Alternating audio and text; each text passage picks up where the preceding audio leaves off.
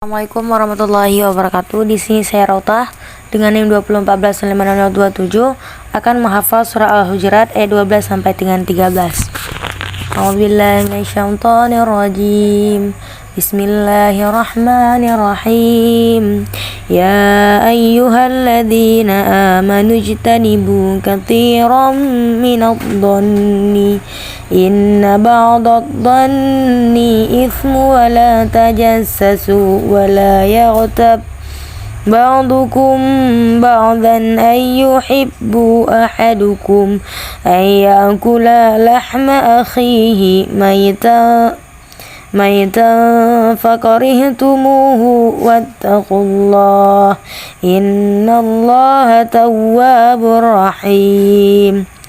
Ya ayyuhan nasu inna khalaqnakum min dhakarin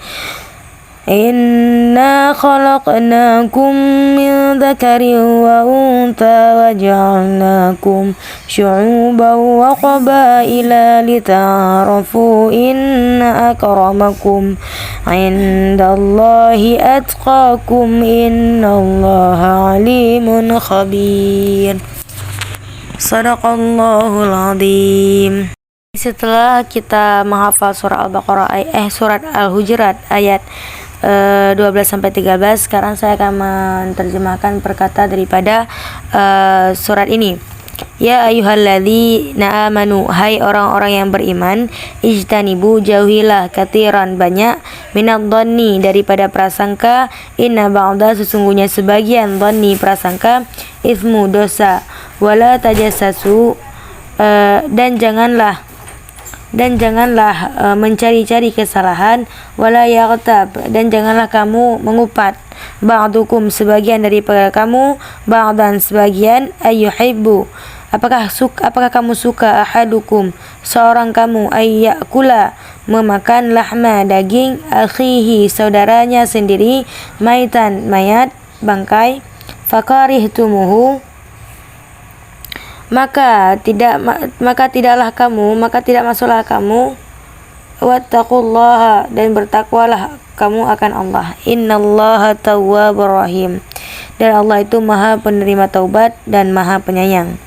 Ya ayuhan nasu, wahai manusia, inna khalaqnakum, sesungguhnya kami menciptakan kamu, minaz zakarin wa unta, daripada laki-laki dan perempuan, wa ja'alnakum, dan menjadikan kamu, syu'uban, berbangsa-bangsa, wa qabaila, bersuku-suku, lita'arafu, untuk saling mengenal.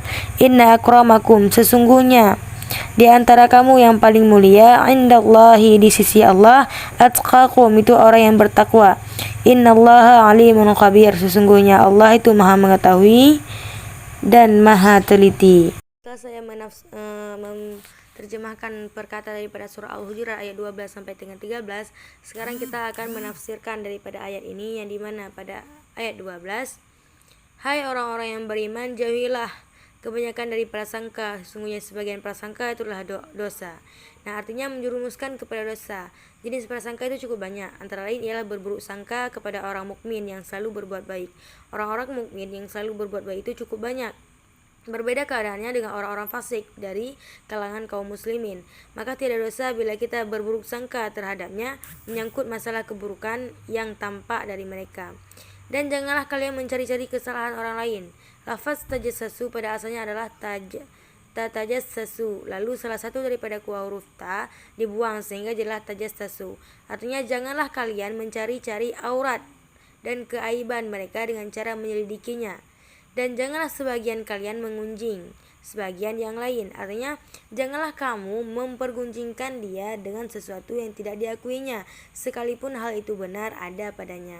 Sukakah salah seorang di antara kalian memakan daging saudaranya yang sudah mati?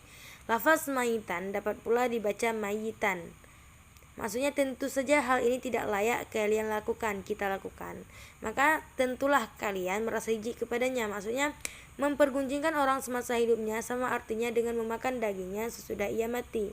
Nah, jelas kita tidak akan menyukainya. Oleh karena itu janganlah kita melakukan hal ini.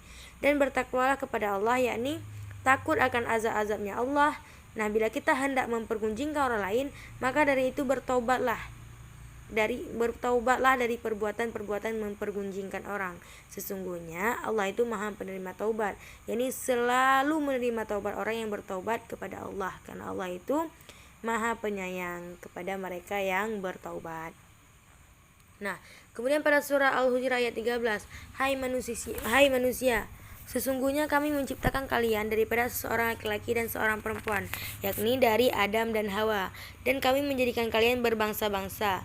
Nah, lafaz syu'ban adalah bentuk jamak dari lafaz sya'bun, yang artinya tingkatan nasab keturunan yang paling tinggi, dan bersuku-suku, kedudukan suku berada di bawah bangsa. Setelah suku atau kabilah disebut imarah, lalu bat, sesudah itu bat adalah faq, dan yang paling bawah adalah fasilah. Contohnya ialah Khuzaimah adalah salah satu bangsa, Kinanah adalah nama satu kabilah atau suku, Quraisy adalah nama satu imarah, Qusay adalah nama suatu bat, Hashim adalah nama suatu faq, dan Al-Abbas adalah nama suatu fasilah, supaya kalian saling kenal mengenal. Nah, lafaz ta'arrafu asalnya adalah tata'arrafu, kemudian salah satu daripada kedua huruf ta dibuang sehingga jadilah ta'arrafu.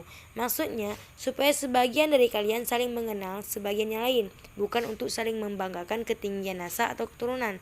Karena sesungguhnya kebanggaan itu hanya dinilai dari segi ketakwaan. Sesungguhnya orang-orang yang paling mulia di antara kalian di sisi Allah ialah orang yang paling bertakwa. Sesungguhnya Allah Maha mengetahui tentang kalian, lagi Maha mengenal apa yang tersimpan dalam batin kalian. Nah, jadi di sini kita itu Allah menilai kita bukan dari sukunya, bukan dari bangsanya, dan bukan dari tahtanya, martabatnya, tapi dari ketakwaan kita terhadap Allah Subhanahu wa taala. Nah, jadi di sini walaupun kita itu dibentuk bersuku-suku, berbangsa-bangsa, maka kita itu harus saling kenal mengenal dalam kebaikan. Nah, itulah tafsiran daripada Quran surah Al-Hujurat ayat 12 sampai 13. Sekian dari saya. Wassalamualaikum warahmatullahi wabarakatuh.